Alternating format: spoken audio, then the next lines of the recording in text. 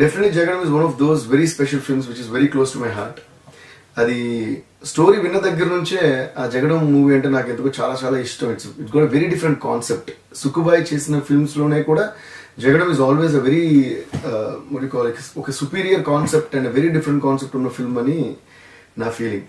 మా అందరికి కూడా జగడం అంటే చాలా ఇష్టం. ఇప్పటికీ కూడా ఆ సినిమా గురించి ఎవరు మాట్లాడినా చాలా గొప్పగా మాట్లాడతారు. సో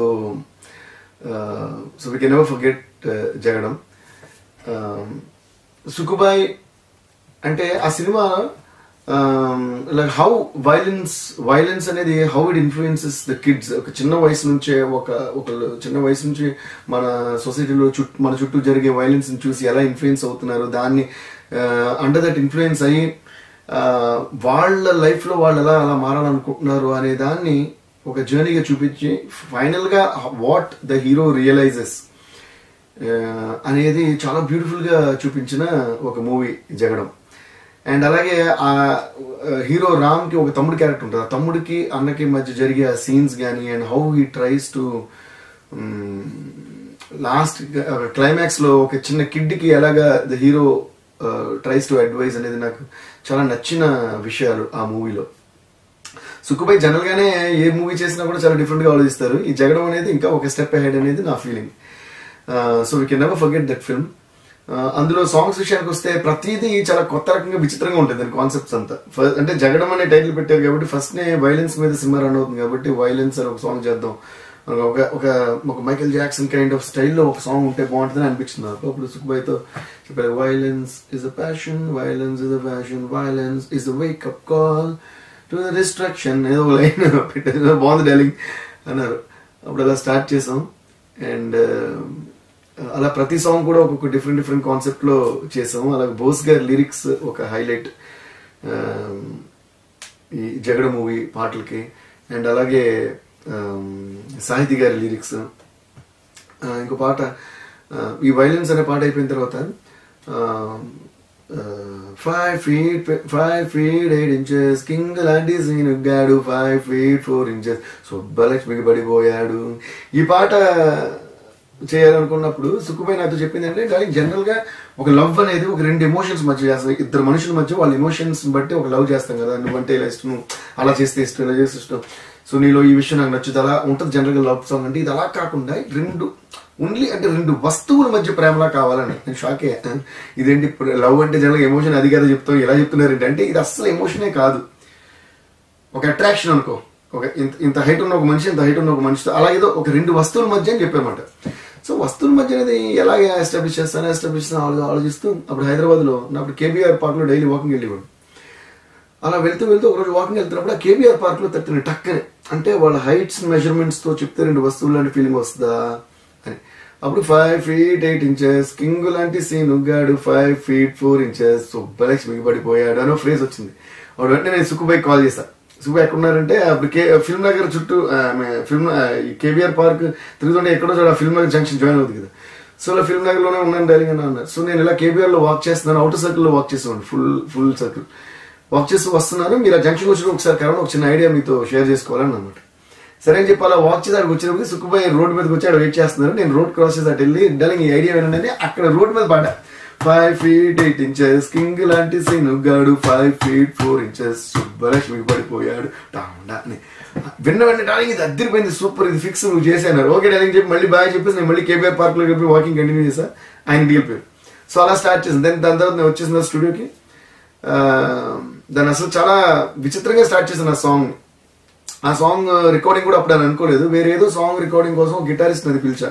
ఆ రోజు సాంగ్ చేస్తాను కానీ ఏదో కారణం వల్ల అసలు వేరే సినిమా సాంగ్ ఆ సాంగ్ చేసే బాగా లేట్ అయిపోయిందని ఏదో సంథింగ్ ఆ సాంగ్ చేసే మూడ్ ఆ రోజు లేదు. సరే ఇంక ఈ రోజు వద్దు, ఎలాగో ఇంక లేట్ అయిపోయింది, ఇంకో రోజు చేసుకుందాం ఈ సాంగ్, అర్జెంట్ కూడా లేదు అని అన్నాను. ఆ గిటారిస్ట్ అన్ని ఇన్స్ట్రుమెంట్ అంటే అమల్రాజ్ గారు గిటార్, ఈ యూటిలిటీస్, బ్యాండ్స్ అన్ని వాయిస్తారు, వైలిన్ అన్ని. సో అన్ని ప్యాకప్ చేసి మళ్ళీ బయలుదేరిపోతుంటే మళ్ళీ మా స్టూడియో బాయ్ని పంపించలేదు. ఒకసారి ఆయన పిలవండి, గిటార్ మొత్తం తీసుకుని లోపల రమ్మని అన్నాను. అప్పుడుకే బయలుదేరి వెళ్ళిపోయి అమల్రాజ్ మళ్ళీ కారులోంచి దిగి గిటార్ మొత్తం తీసుకుని వచ్చారు. అప్పుడు అన్న అమల్ సార్ ఇలాగే ఒక గ్రూవ్ చెప్తా, ఓన్లీ గిటార్ మాత్రం వాయించని చెప్పి డొంగ్ డాంగ్ డొంగ్ డొంగ్ డాంగ్ డొంగ్ డాంగ్ డొంగ్ డొంగ్ డాంగ్ అని స్టార్ట్ చేసి 5 feet 8 inches కింగ్ లాంటి సీనుగాడు 5 feet 4 inches సుబ్బలక్ష్మికి పడిపోయాడు టోంగ్ డాంగ్ డొంగ్ డాంగ్ డొంగ్ డాంగ్ ఒక కౌబాయ్ ఫీల్ వచ్చేలాగా ఒక సాంగ్ చేద్దామని చెప్పి అప్పటికప్పుడు ఐడియా వచ్చి జస్ట్ ఆ గిటార్తో స్టార్ట్ చేసి సంబంధం లేదు, వేరే సినిమా రికార్డింగ్ అనుకుని పిలిచి దాన్ని క్యాన్సిల్ చేసి దాని తర్వాత వెళ్ళిపోతున్న మనిషి మళ్ళీ లోపల పిలిచి ఐడియా వచ్చి స్టార్ట్ చేసి రికార్డ్ చేసిన సాంగ్ ఇది. అది సుక్కుబాయికి పంపిస్తే పిచ్చి పిచ్చికి నచ్చేసింది ఆయనకి. సో ఆయన దాని తర్వాత సాంగ్ ఎంత పెద్ద హిట్ అయింది కూడా మీకు తెలుసు. ఇంకా బోస్ గారి లిరిక్స్ అంటే నెక్స్ట్ లెవెల్కి రాశారు అది. అలాగే ఇంకేం చేస్తాం, అడ్జస్ట్ అవుదాం, జిందగీ మొత్తం సర్దుకుపోదాం, ఆ ఫ్రేజ్ కూడా చాలా పాపులర్. ఇప్పటికీ ఫ్రెండ్స్ అది మాట్లాడినప్పుడు ఏదన్నా వస్తాయో అది రాలేదే అంటే ఇంకేం చేస్తాం అడ్జస్ట్ అవుదాం ఇప్పటికీ పాడుకుంటున్నాం ఆ పాటని. సో అంత పెద్దగా పాపులర్ అయింది అనమాట. అలాగే వైలెంట్ సాంగ్ ఈ ఆల్బమ్ వచ్చినప్పుడు చాలా పెద్ద హిట్ అయింది ఆడియో. అప్పుడు ఒక హైదరాబాద్లో ఏదో ఒక పార్టీ జరుగుతుంది, అక్కడ ఉన్నప్పుడు మొత్తం ఇండస్ట్రీ చాలా మంది వచ్చినప్పుడు మహేష్ బాబు గారు కూడా వచ్చారు. అప్పుడు ఎవరు వచ్చి సార్ మహేష్ బాబు గారు మిమ్మల్ని పిలుస్తున్న ఒకసారి కలవాలని నన్ను కృష్ణవంశీ గారు చెప్పారు. Devi Mahesh is calling you wants to meet you అంటే అరే మహేష్ గారు పిలుస్తుందని చెప్పి అంటే we were in the other corner of the party, Mahesh garu and all was in the other corner. అప్పుడు వెళ్తే అప్పుడు పిలిచి నాకు చెప్పారు, Devi I heard your Jagadam album, ultimate album, అసలు అదిరిపోయింది, నాకు ఎంత ఫ్యాన్ అయిపోయిన ఆల్బమ్ కి, అది కూడా especially violence is a passion. ఆ సాంగ్ అయితే నాకు పిచ్చి పిచ్చిగా నచ్చేసింది. చాలాసేపు ఐ ఫెల్ట్ సో హ్యాపీ, అరే మహేష్ గారికి ఇది నచ్చిందని చెప్పి. So that is one experience I can never forget regarding this Jagadam album. Thank you Mahesh sir once again. అప్పుడు మీరు ఇచ్చిన కాంప్లిమెంట్స్ కి ఇప్పుడు నేను థ్యాంక్స్ చెప్పుకున్నాను. Thank you so much, love you sir. And అలాగే ఇక మిగతా సాంగ్స్ ఇందులో మళ్ళీ నాకు ఇంకా బాగా నచ్చిన సాంగ్ వచ్చి 36 24 36 ఇవి కూడా కాదు రబ్బీన ఫోన్ నెంబర్. అది కూడా చాలా సరదాగా కంపోజింగ్ స్టార్ట్ చేసాం. అంటే రెగ్యులర్ అప్పుడు దాని ముందు అంటే అలా ఫోక్ బీట్స్ వెళ్ళాం కదా, అలా కాకుండా ఇందులో వేరేలా చేద్దాం ఉండాలి అని అన్నాను. సరే ఏం చేద్దాం అంటే కొంచెం ఒక మోడర్న్ టచ్ ఉంటూనే ఒక ఐటమ్ సాంగ్ లా చేద్దాం, it should be Masih and at the same time little ఒక ఫ్యూజన్ లా ఉంటే బాగుంటుందేమో అని చెప్పి ఐ స్టార్టెడ్ ఆఫ్. అప్పుడు ఊరికే ఫస్ట్ 36 24 36 అని స్టార్ట్ చేసాం. సుక్కుపోయి పాడారు అలా 36 అలా ఏదన్నా అంటే అలా ఉంటుంది, భలే ఉంది అని చెప్పి అసలు దాన్ని ఇంగ్లీష్లో ఎందుకన్నా తెలుగులో అంటే బాగుంటుంది 36 24 36 అని మార్చాం.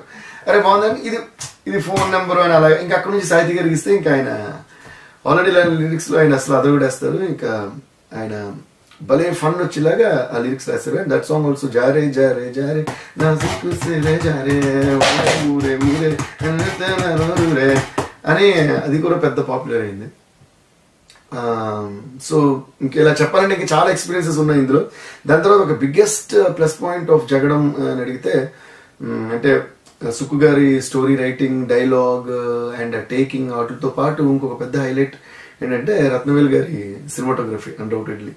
అసలు ఆయన ఎవ్రీ ఫ్రేమ్ అసలు ఒక ఇంగ్లీష్ ఫిల్మ్ చూస్తున్నట్టే ఉంటుంది. ఇంకా ర్యాండీ గారిది అండ్ సుకుమార్ బాయ్ది కాంబినేషన్ అంటేనే అసలు వేరే లెవెల్ ఉంటాయి వాళ్ళ విజువల్స్, వాళ్ళ థింకింగ్ అది కూడా. అలా ప్రతి ఫ్రేమ్, ప్రతి సాంగ్ లో ఫ్రేమ్స్ కానీ సీన్స్ లో ఫ్రేమ్స్ కానీ ప్రతిదీ మేము అంత ఎంజాయ్ చేసాం. నాకు అందుకే బ్యాక్గ్రౌండ్ స్కోర్ కూడా ఆ సినిమాకి చాలా మంచి పేరు వచ్చింది. బ్యాక్గ్రౌండ్ స్కోర్ ఏంటంటే ఆ ఫ్రేమ్స్ చూస్తున్నప్పుడే నాకు చాలా కొత్తగా చేయాలి బ్యాక్గ్రౌండ్ స్కోర్ అనే ఫీలింగ్ వచ్చేస్తుందన్నమాట. అలాగే వాళ్ళ కాంబినేషన్ ఇప్పటికీ రంగస్థలం చేసినా కూడా ఎవ్రీ ఫ్రేమ్ చూసినప్పుడు చాలా నాకు ఎక్సైట్మెంట్ వచ్చేస్తుంటుంది. అలాగే నేను ఒక్కడనే కానీ any movie you take. So అలా జగడం అలా ఎంజాయ్ చేస్తూ చేసాం.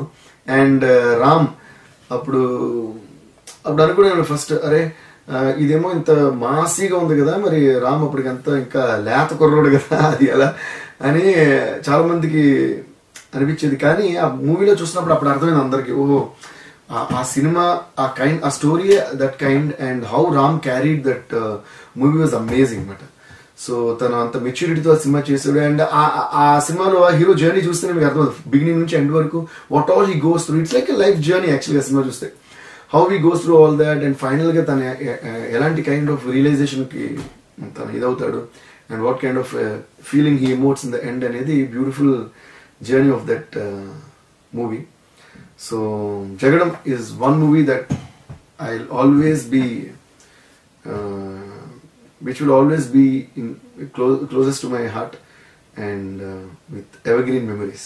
So మా ప్రొడ్యూసర్స్ కి, మా ఆదిత్య బాబు వాళ్ళకి అండ్ సుక్కుబాయ్కి, ర్యాండీ సార్కి, రామ్కి అందరికీ చాలా చాలా చాలా థ్యాంక్స్. అంటే ఇంకా చాలా ఎక్స్పీరియన్స్ ఉన్నాయి, టైం సరిపోదని షేర్ చేసుకోవాలంటే. సో మళ్ళీ ఇలాంటి కొత్త రకమైన సినిమాలు ఇంకా చేయాలని సుక్కుబాయిని కోరుకుంటున్నాను. So love you Sukkubhai always for all the kind of experiments you do and make us also a part of it. Thank you and love you.